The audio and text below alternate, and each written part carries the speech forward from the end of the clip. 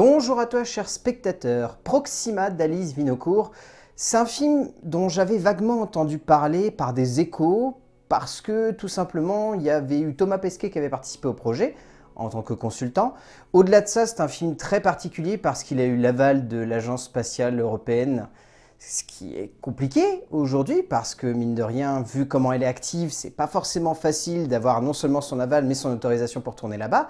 Et en plus de ça, accessoirement, j'aime beaucoup Eva Green et j'avais vraiment hâte de la revoir sur un écran de cinéma. Le résumé pour faire simple, Sarah est une spationaute. Elle s'apprête à partir pour la dernière mission vers l'ISS avant le décollage pour Mars dans quelques mois. À quelques mois de son décollage, elle va rapidement comprendre qu'elle doit apprendre à couper le cordon avec sa jeune fille, Stella. Proxima est un film très particulier. Je sais pas s'il va vraiment réussir à toucher le public qu'il a en tête, mais une chose est sûre, c'est un film qui a une démarche artistique que je trouve vraiment intéressante et surtout particulièrement soignée. On sent qu'Alice Vinocourt, elle a voulu avant tout, dans la pure lignée de ses précédents métrages, traiter de l'humain avant de traiter de l'extraordinaire qui entoure ces humains. Parce qu'encore une fois, ici, elle choisit un contexte qui amène à l'extraordinaire, qui amène à l'émerveillement et qui surtout pousse le spectateur, entre guillemets, à se projeter à la place de cette femme. Parce que, qu'on soit petit ou grand, qu'on soit jeune ou vieux, qu'on ait été un grand gamin ou qu'on le soit toujours, on a tous eu envie à un moment dans notre vie d'aller explorer l'espace. Je pense que c'est rare les enfants ou même les adultes qui à un moment ne se sont pas posé la question de se dire « et si j'allais essayer de monter là-haut ?» En fait, c'est ça la base du film de Vinocourt que je trouve vraiment réussi, c'est que ça prend cette base-là pour ensuite traiter de ça de manière hyper réaliste, pour faire en sorte qu'on rentre dans le récit, non pas uniquement en tant que spectateur, mais également en tant qu'enfant, pour qu'on puisse se projeter à la place de Stella. Parce que le point de vue de Stella est vraiment fascinant, parce que si le point de vue du personnage principal est forcément juste, forcément intéressant, forcément entraînant, le point de vue de cette jeune fille est également particulièrement soigné parce qu'il permet au spectateur d'avoir cet œil espiègle et en même temps un petit peu interrogateur par rapport à la condition de cette femme. Et tout ça réuni, ça donne un film qui est très dense, assez complexe par moments, mais vraiment bien fait.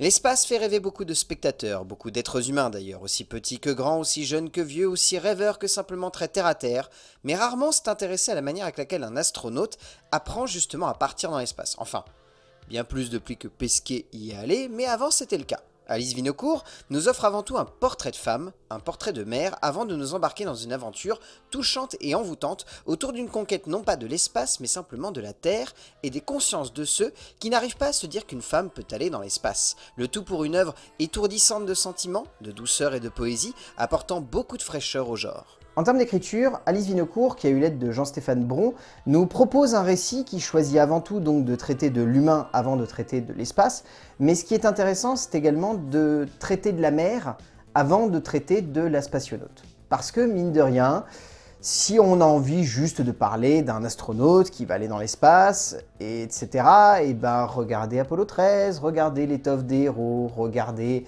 First Man dernièrement, ou regardez Mission to Mars par exemple. Mais il est indéniable que c'est rare de voir la formation d'un astronaute. Je dis bien rare parce que depuis que Thomas Pesquet allait dans l'espace, et avec la tripotée de films qu'on a eu autour de lui, on sait maintenant quelle est la formation, en grande partie en tout cas, d'un astronaute avant d'aller dans les cieux. Mais Alice Vinocourt a choisi de traiter cela avec du cinéma, avec de la fiction, avec de la romance, ou en tout cas une certaine forme de romantisme cinématographique. Et donc du coup, c'est là que le film gagne en intérêt, c'est là que le film gagne en impact sur le spectateur. Je dis pas derrière, le film est très maladroit, a tendance à sauter des étapes, à utiliser une dramaturgie qui veut tellement sonner comme une petite chronique humaine que par instant on a l'impression que des étapes sont sautées, et ça handicape un peu le récit. Mais lorsqu'on regarde l'ensemble du film, lorsqu'on réfléchit à la densité que le récit nous propose d'avoir, non seulement sur cette femme mais sur sa relation avec sa fille, on se rend compte qu'en termes d'écriture, Bron et Vinocourt ont avant tout décidé de faire en sorte que ce soit une aventure humaine avant d'être une aventure spatiale.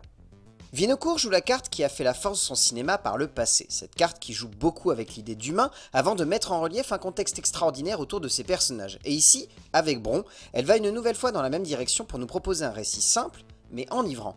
On ressent avec douceur, mais amertume également, la difficulté qu'a cette femme à pouvoir s'émanciper de ce petit morceau qui a fait partie d'elle avant, et qu'aujourd'hui, elle ne peut plus quitter des yeux, de peur de perdre quelque chose ou de, comme le dit si bien un des personnages au gré de l'avancée du récit, la peur de la voir grandir et de savoir qu'en son absence, rien ne s'est arrêté. Et c'est cela qui rend cette œuvre belle, enivrante et captivante en termes d'écriture. En termes de mise en scène, Alice Vinocourt, elle a ce style très particulier qui veut de jouer énormément sur les non-dits ou sur ce que la caméra est capable de décrire sans avoir besoin que le scénario ou une voix off ou un personnage agissant viennent pour compléter.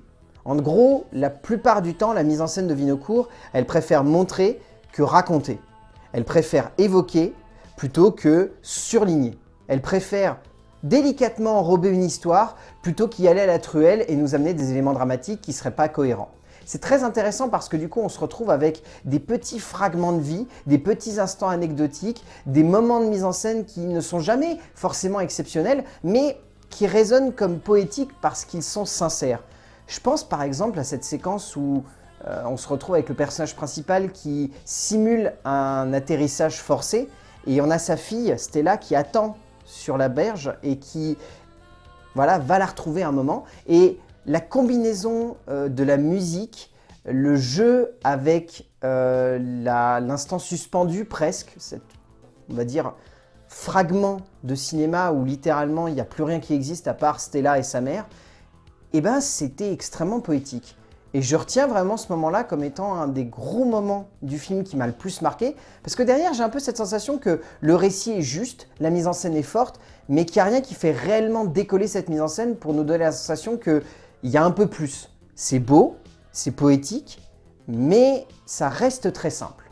On sent que dans sa mise en scène, Vinocourt a souhaité mettre en avant une forme d'hyper-réalisme qui ne se perd quasiment jamais du cadre, hormis peut-être dans une séquence très poétique à la fin, mais sinon la plupart du temps la cinéaste joue vraiment la carte de l'immersion par la crédibilité et le ressenti du spectateur. On sent qu'elle a envie de jouer le plus possible avec nos sentiments, mais également avec notre fascination autour de l'espace, une fascination que l'on a toujours ressentie depuis que nous étions plus jeunes, depuis qu'enfants, tout petit, nous souhaitions presque tous nous diriger vers les étoiles et comprendre que ce qui était le plus important, c'était surtout de garder les pieds sur terre.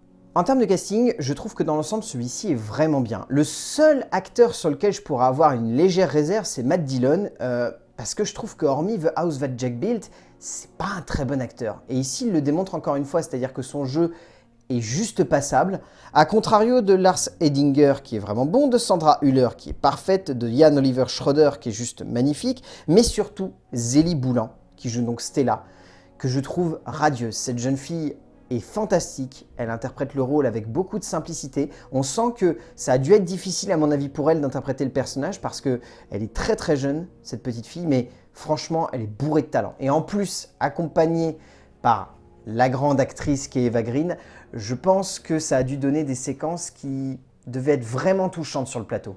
Eva Green est tout simplement fantastique dans le rôle principal, d'une œuvre qu'elle domine totalement par une présence charismatique et captivante dont on ressort terriblement ébloui par chaque instant où elle est présente à l'écran. Au bout du compte, Proxima est une aventure cinématographique très atypique, c'est-à-dire qu'en gros, vous prenez tout ce qu'il y a de bandant, entre guillemets, dans la conquête spatiale, et vous enlevez ça et vous gardez uniquement la partie entraînement.